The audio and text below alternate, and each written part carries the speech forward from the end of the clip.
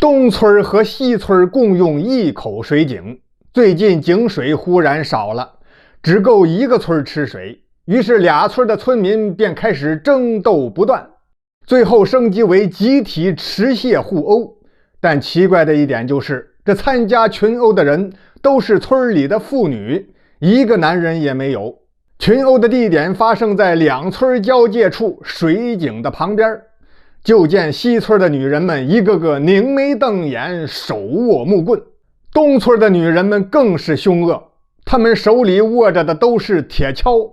而且全体把上衣系在了腰间，赤膊上阵。每个人都双眼发红，快要喷火了，一看就是要拼命的架势。那为什么东村的女人这么凶呢？原来就在前一天，东村的一个小姑娘到这儿来挑水，被西村的一个女人给打了，一扁担敲在了小姑娘的头上。现在孩子还昏迷不醒，发着高烧，说胡话呢。这可激怒了东村村长的媳妇牛大凤。牛大凤向西村下了一封挑战书，说今天上午10点钟在井边决战，战胜的一方要独享水井里的水，战败的一方将永远不能再来这里打水吃了。现在见东村的女人拿的全是铁锹，西村的女人们都有点后悔了。哎呀，我们在武器上就吃大亏了，可要是回去再换铁锹也来不及了。怎么？时间已到，东村的女人们已经举着铁锹冲过来了。这时候不知是谁喊了一句：姐妹们别怕，咱可以抢了他们的铁锹，冲啊，跟他们拼了！哎呦，随着这一声大喊，两群妇女就斗在了一处，砰噔砰当，劈哧噗哧，很快就有人挂了彩了。那么这会儿两个村子的男人们都在干什么呢？都在家里待着呢，因为这俩村的男人们都很娘化，就是说男人都很像女人，而女人却很爷们儿。你瞧他们平时出来挑水干活的，都是以女人为主，男人们都是在家带孩子做家务活，唯独有一个男人现在正朝着群殴的现场赶了过来，他就是东村的村长牛大凤的丈夫吴长贵。吴长贵站在高处大喊一声：住手，都快住手！众人被这喊声惊得一愣，许多人都停了下来，像是被孙悟空施了定身法的女妖精一样，保持着现有姿势一动不动足有2秒钟，然后才纷纷把目光投向站在石头上的吴长贵。吴长贵抓住时机想说劝几句，结果他老婆牛大凤抢在他前边喊道：姐妹们别听他的，咱们马上就要取胜了，打败西村，夺过水井才能活命啊！这句话真管用，双方又接着大战到了一处。吴长贵也急了眼了，他不顾危险冲进人群，想要先制止他的老婆牛大凤，结果还没接近牛大凤呢，一把铁锹就拍到了他的脑袋上。吴长贵当时就头破血流，昏倒在地。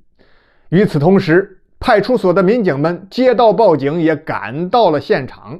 这场闹剧才算暂时结束。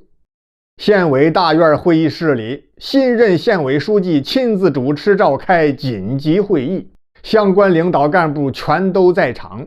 讨论之后，书记最后拍板说1000到1万，首先得深入调查，了解清楚事情的前因后果、来龙去脉，然后再制定具体的解决方案。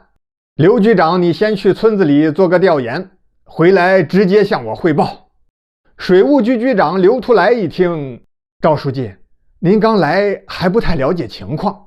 这东村和西村的吃水问题呀，早就存在。他们是咱们县唯一住在山上的居民，生活条件很艰苦，最主要的就是吃水困难。县里一直倡议让他们搬到山下来住，也给出了一些优惠条件，可村民们都说没钱建新房，他们不搬呀。听到这儿，新书记面有不悦之色，说了半天，这些话能解决什么问题？你要深入调查，了解情况，然后根据实情定出切实能解决问题的办法才行，不是有事了往老百姓身上一推就完了。再说现在我是书记，我的宗旨就是为老百姓谋福利，解决实际困难，谁不想干就换别人上。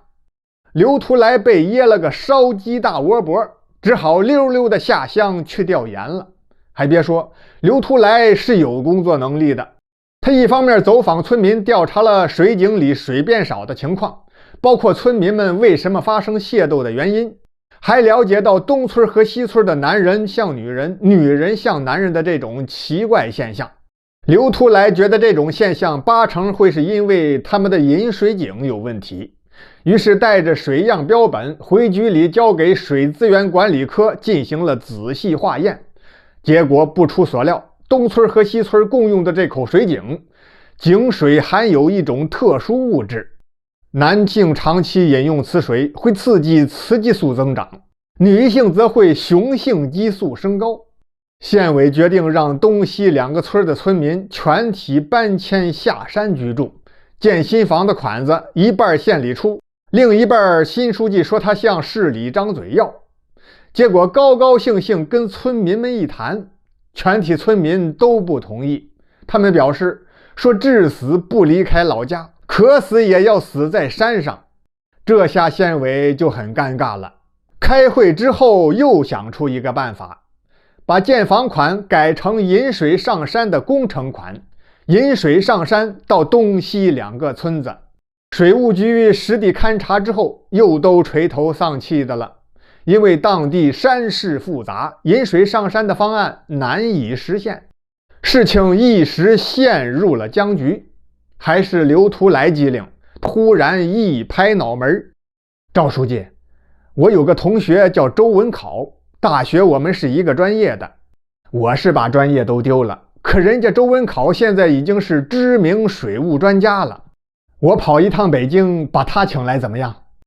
请来了周文考，还真想出了一个绝妙的办法，把相邻山头上的山泉水用一根悬空的吊索管道引入东村和西村，两村分别建一个大大的蓄水池，然后每户一个小水窖，